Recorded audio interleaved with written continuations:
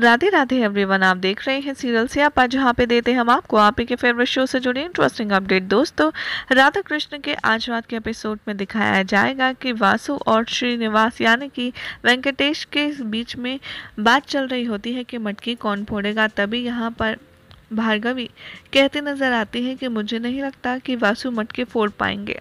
इसे सुनते ही यहाँ पर वेंकटेश कहता है भार्गवी से कि क्यों, आप तो उनके साथ रहती हैं, आप तो उन्हीं की तरफदारी करती हैं, फिर भी आपको यकीन नहीं है कि वो मटके तोड़ पाएंगे। लेकिन भार्गवी कुछ नहीं कहती, शांत रहती हैं। फिर वो भार्या को कहते हैं कि आप जाइए, जाकर के दाव लगाइए कि आखिर कौन मटके तोड़ने में सक्षम है और सफल रहेगा।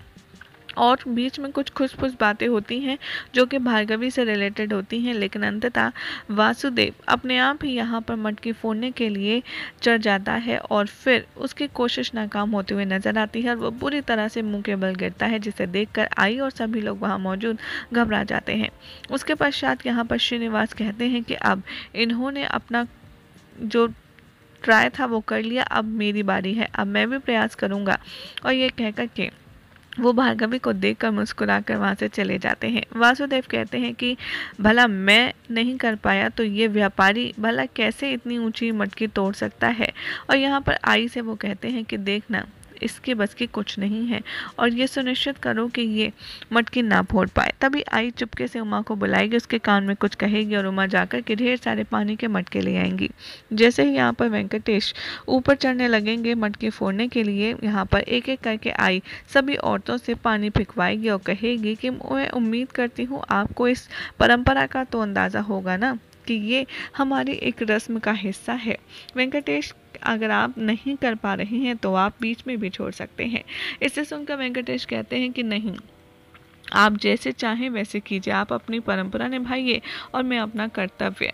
और यहाँ पर वेंकटेश चढ़ते जाते हैं और सभी लोग उनके ऊपर पानी फेंकते जाते हैं। कभी वो फिसलते हैं लेकिन अपने आप को संभाल कर वो ऊपर चढ़ते जाते हैं।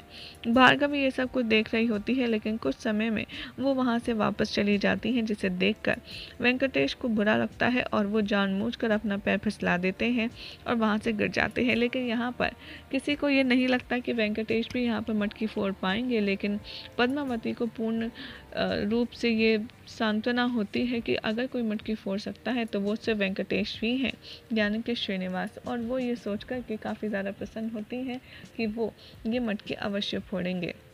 जैसे ही यहाँ पर जो भार्गवी हैं वो पलटती हैं तो वेंकटेश्वर को देखती हैं गिरता हुआ, लेकिन वो संभलने का प्रयास करते हैं। यही हो जाएगा आज रात के एपिसोड का एंड, जिसके बाद कल क्या होगा आपको बताएंगे नेक्स्ट रिपोर्ट में। ऐसे ही मज़ेदार अपडेट्स के लिए चैनल को सब्सक्राइब करें, वीडियो को लाइक शेयर करना ना भूलें।